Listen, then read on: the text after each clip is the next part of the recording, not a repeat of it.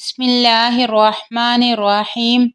حضرت ثوبان رضی اللہ عنہ کہتے ہیں کہ رسول اللہ صلی اللہ علیہ وآلہ وسلم نے فرمایا، قیامت اس وقت تک قائم نہیں ہوگی یہاں تک کہ میری امت کے کچھ قبیلے مشرکین سے مل جائیں اور بتوں کی پرستش کریں، اور میری امت میں عنقریب 30 جھوٹے دعوے دار نکلیں گے۔ ان میں سے ہر ایک یہ دعویٰ کرے گا کہ وہ نبی ہے، حالانکہ میں خاتم النبیین ہوں، میرے بعد کوئی دوسرا نبی نہیں ہوگا۔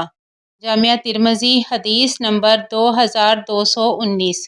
حضرت ابوبکر صدیق رضی اللہ عنہ کہتے ہیں کہ ہم سے رسول اللہ صلی اللہ علیہ وآلہ وسلم نے بیان فرمایا، دجال مشرق میں ایک جگہ سے نکلے گا جسے خراسان کہا جاتا ہے، اس کے پیچھے ایسے لوگ ہوں گے جن کے چہرے تہ بتہ ڈال کی طرح ہوں گے۔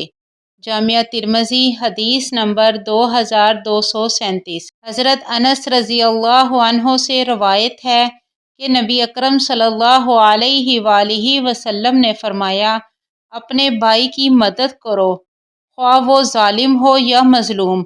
صحابہ نے کہا، اللہ کے رسول صلی اللہ علیہ وآلہ وسلم، میں نے مظلوم ہونے کی صورت میں تو اس کی مدد کی، لیکن ظالم ہونے کی صورت میں اس کی مدد کیسے کروں؟ آپ نے فرمایا، اسے ظلم سے باز رکھو، اس کے لیے یہی تمہاری مدد ہے۔ جامعہ ترمذی حدیث نمبر 2255۔